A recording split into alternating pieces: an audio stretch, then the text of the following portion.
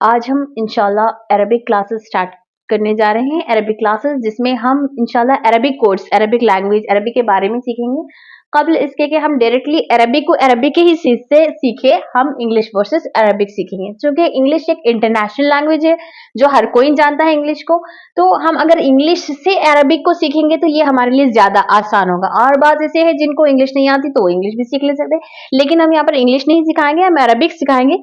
सिर्फ किस तरह से इंग्लिश और अरबिक के दरमियान कंपैरिजन करते हुए बताएंगे कि हम जो अरबिक में पढ़ने जा रहे हैं वो इंग्लिश में क्या है इंशाल्लाह।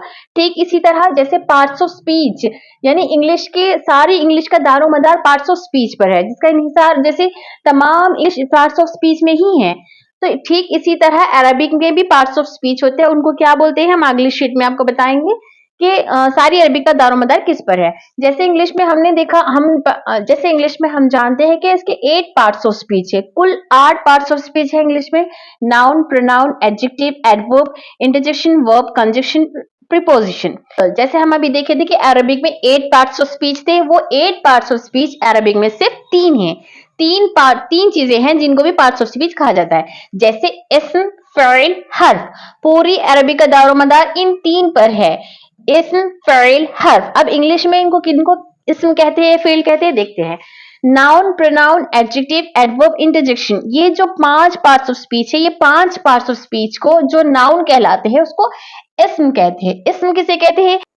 किसी चीज, जगह या इंसान या किसी जानवर की तरफ इशारा करना या उसके बारे में बात करने को इस्म कहते हैं। जैसे हम कहते हैं कलमुन, कलम एक चीज है, ये इस्म नाउन कहलाता है। जैसे हम कहते हैं मुअल्लिमुन, उस्ताद, वो एक इंसान है। इसी तरह और बाकी जगह और जानवर को भी इस्म कहा जाता है। अब रहा फ़इल। फ़इल किसे कहते हैं? वर्ब। वर्ब यानी an action word is called verb. कोई भी एक्शन वर्ड, किसी भी काम को हम फ़इल कहते हैं। जैसे मेरा बोलना, आपका सुनना, खाना पीना, चलना उठना बैठना, सब फ़इल कहलाता है। हर एक्शन वर्ड यानी जो भी काम किया जा रहा है उस काम को हम फ़इल कहते हैं। जैसे कतबा, लिखा, लिखने को राइटिंग, रीडिंग, ये फ़इल कहलाता है। अब रहा हर्फ। हर्फ किसे कहते हैं? Conjunction and preposition are called हर्फ। यानी कंजक्शन किसके लिए होता है? जोड़ने के लिए एंड का इस्तेमाल होता है, रहीम एंड करीम।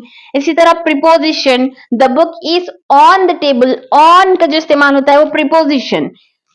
वैसे ही ये जोड़ने और किसी चीज के ऊपर नीचे जो प्रीपोजिशन में छोटे छोटे वर्ड्स इस्तेमाल होते हैं वो सारे हर्फ में इस्तेमाल होते हैं। अब हर्फ अरबिक में क्या रोल प्ले करता? इसका काम ये है, इस्म और फ़इल को जोड़ने के लिए आता है। जब तक कि हर्फ ना आ जाए तब तक इस्म और फ़इल अधूरा रहता है।